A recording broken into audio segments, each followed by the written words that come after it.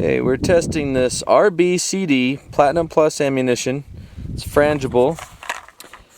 It's their Platinum 40 caliber S&W 77 grain total fragmenting soft point. It looks like this, and we're going to test that through sheetrock. I don't know what it did. Safe? Yes, sir. So just fired the RBCD 40 caliber frangible total fragmenting soft point round through the sheetrock box. You can see the entrance hole here, and then if you look through the side, you can begin to see that entrance hole gets bigger each sheet of sheetrock for a ways until we get to that one. It just dented the sheetrock. It did not penetrate.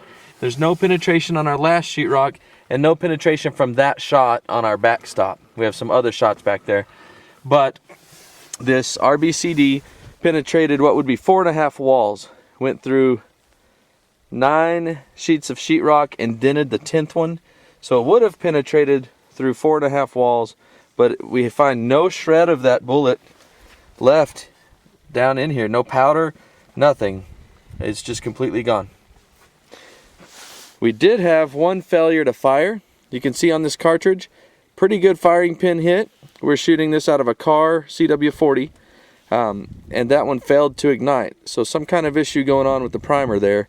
That's of concern. But the performance, at least we're getting something frangible out of the performance.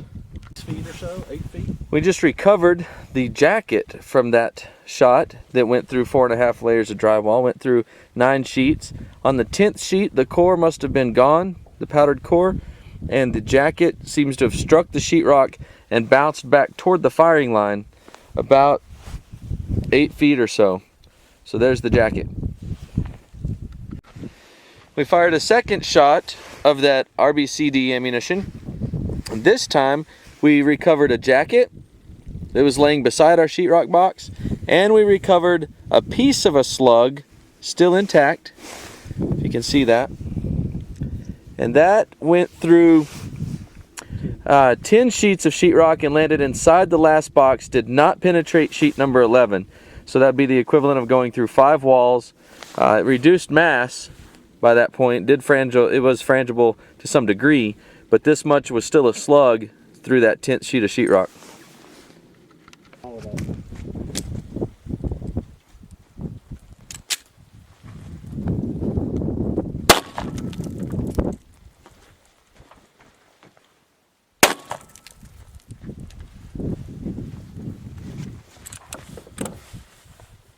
Okay, so here are the results of our cinder block test for the RBCD 40 caliber ammo.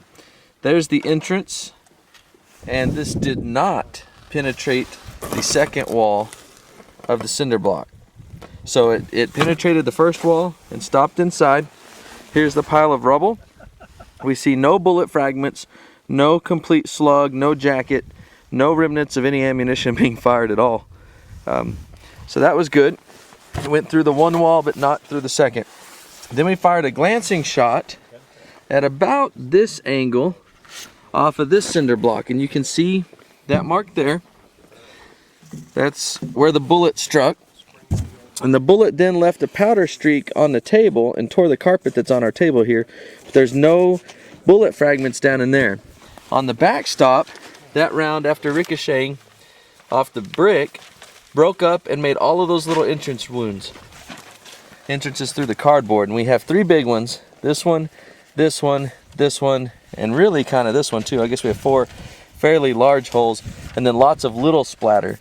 Unclear if that's fragments of the bullet or fragments of the cinder block, but that's what glanced off after striking this cinder block at about this angle, and it impacted over there. We can't find the slug in the backstop, so I assume fragmentation, and that's mostly cinder block splatter back there, but it's hard to tell. Let's go through the meat of the kennel. This test is the RBCD Platinum Plus ammunition in 40 S&W 77 grain total fragmenting soft point. Looks like this. And we're going to be shooting, these are pork ribs attached to a cantaloupe, and then a pork roast, a shoulder roast, and then 2 liters of water. Okay, hang on a second.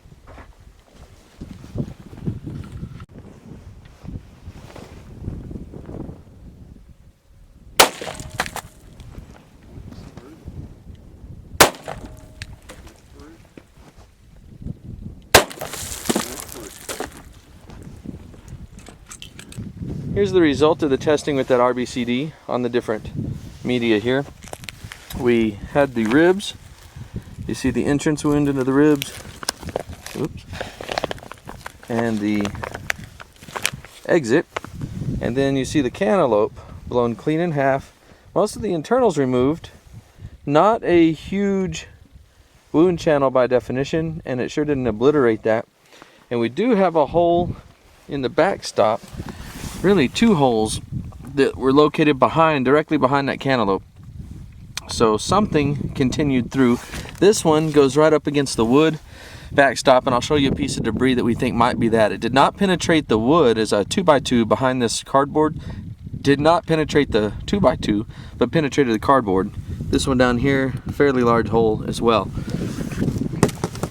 Now to the pork roast, which was the middle shot.